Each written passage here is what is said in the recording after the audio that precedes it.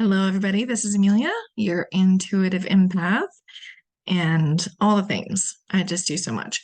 But today I'm coming at you with a story segments series video.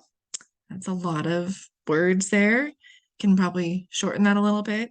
But more on dealing with the narcissist because again, that's what I got a um casual degree in, not a real one, but I was forced to learn all this stuff in order to make sense of it and heal and move on in my life. So, one thing that came up recently in just the world and in my situation was that narcissists and sociopaths, psychopaths, they know how to pretend for a very long time. And they can easily shapeshift, meaning they are chameleons. So if they're around a different person, suddenly they have a different opinion or a different worldview um, or new belief that's theirs. Suddenly they will go to the wall for this new belief. And so, for instance, when this little side note, but my ex got remarried, and he used to pretend to be God-fearing person and all these different things, and now he married an atheist, and so now he suddenly is too. And he had friends like that too. Throughout our marriage, he would have a new friend in his life. They'd be hanging out, and then suddenly he likes football. Whereas the first 10 years of marriage, no, could care less about football. So pretending, and everyone buys it, so they believe it. But beyond those types of things, they can pretend to be a kind, loving person for years. And so you're really confused when they come at you with like five different forms of abuse all of a sudden out of nowhere.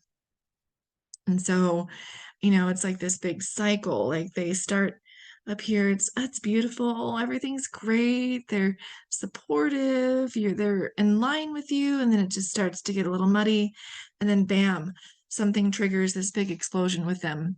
And nothing is good. You're not good enough. This is not right. And you're the problem. And I mean, all the accusations, all the things. So it causes you to really walk on eggshells um, around them because that becomes their cycle. And you never know when it's going to hit.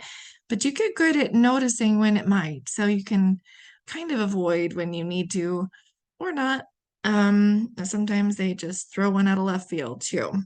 So they're really chameleons.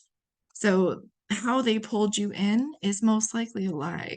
And that's really hard to hear um, because they will play on your empathic energy and your gentle, kind soul.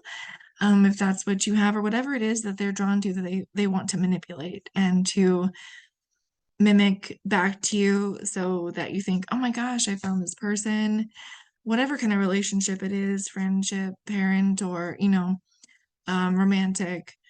Oh, I found this person. We're all, in agreement with these things, and we have so much in common, and we want to do this in life and that, and grow together, and all these things. When in reality, that could change at the drop of a hat because they don't believe it.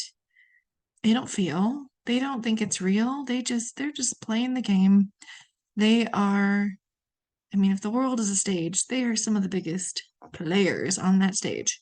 So anyway, that's something to take note of because they can really sustain that for a long time. I mean, years and years and years. They can pretend to be that person just to keep you hooked. And it's when you start to break free that the narrative starts to change. And then they start to think differently or otherwise, and then that's used against you too. So it's a downward spiral, it's a cascade effect that's going nowhere. Um, and someone asked me recently, do they ever do they ever really change? Like, do they ever genuinely change? Like, they can pretend to change, they can show kindness for short amount of time. Like, that's harder for them to pretend. It's easier to keep you enslaved in their energy by pretending to like all things you like versus the other. If that makes sense. And honestly, I've not seen that in my life with any of my friends who've dealt with this in any way, shape, or form. I really think it takes like an act of God to really like burn it out of them. And that's painful and it's awful.